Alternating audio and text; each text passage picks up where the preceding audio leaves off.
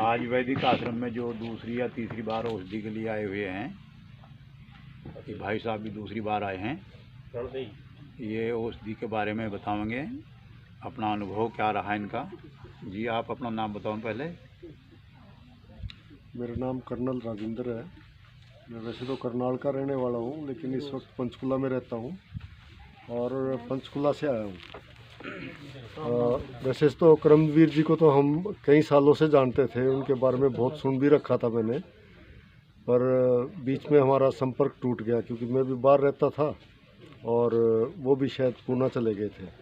हाँ, पूना चले गए। इस आश्रम के बारे में हमें पता लगा, एक डॉक्टर है हमारे यहाँ, डॉक्टर सुमेधा, उनके जो नारायणगढ़ के रहने वाले हैं वो, तो उनके जो पति हैं उनको छींकें बहुत आती थी और किसी भी उपचार से वो ठीक नहीं हो रहे थे। उन्होंने एलोपैथी भी ट्राई कर ली थी, होम्योपैथी भी ट्राई कर ली थी, आयुर्वेद भी ट्राई कर लिया था। तो उनकी चाची आई थी पहले यहाँ पे, उनसे उनको पता लगा इस आश्रम के बारे में, तो वो आए थे यहाँ पर। और डॉक्टर सुमेधा जो है वो फिजियोथेरेपी की हैं, तो वो बिल्कुल विश्वास नहीं रखती इन चीज़ों में। वो बोलती है कि मतलब अगर ऐसे कोई ठीक होने लग जाए तो डॉक्टर की क्या ज़रूरत है। लेकिन वो भी अपने डलवा के चली गई थी दवाई, अपने हस्बैंड के साथ आई थी वो। उनके हस्बैंड को तो पहली बार से ही आराम आ गया छींकों में, जो उनको एलर्जी होती थी। और डॉक्टर सुमेधा को भी अच्छा लगा, जैसे सांस उनका खुल के आने लग गया। तो उन्होंने हमें इस आश्रम के बारे में बताया और यहाँ के वीडियो हमसे शेयर किए, वीडियो देखे मैंने। और फिर मैंने अपना चौधरी देवी सिंह जी से बात की, बड़ा अच्छा लगा इनसे बात करके। और करमवीर जी का वीडियो देखा, तो मेरी तो आस्था शुरू से ही है इस चीज़ में। सुमेधा जी को भी विश्वास हो गया? हाँ, विश्वास हो गया अभी तो सिर्फ आप ही पे वो है बाकी किसी पे अभी भी वो मतलब बोलते हुए मैं मानती नहीं हूँ इन चीज़ों को, लेकिन बोलती वहाँ से मुझे आराम आया तो मैं कैसे बोल दूँ कि विश्वास नहीं हुआ। बिल्कुल। और हम पिछले हफ्ते आए थे पहली बार यहाँ पे। एक तो यहाँ का वातावरण देख के ही हमें बड़ा अच्छा लगा।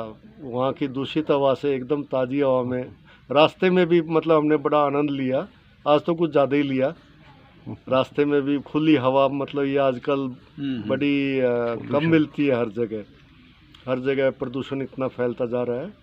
और यहाँ पर आकर के पहली बार हमने दवाई डलवाई थी, तो मुझे तो उसमें ये फ़ायदा हुआ कि मेरे को भी छींकें आती थी घर से बाहर निकलते ही या घर में घुसते ही, या कोई भी नई जगह जाता था छींकें आनी शुरू हो जाती थी, 4-5 छींकें आती थी। वो बिल्कुल ही बंद हो गई मेरी। और मेरी नाक से पानी टपकता था खाना खाते टाइम, मुझे रुमाल या कोई तौलिया लेके बैठना पड़ता था।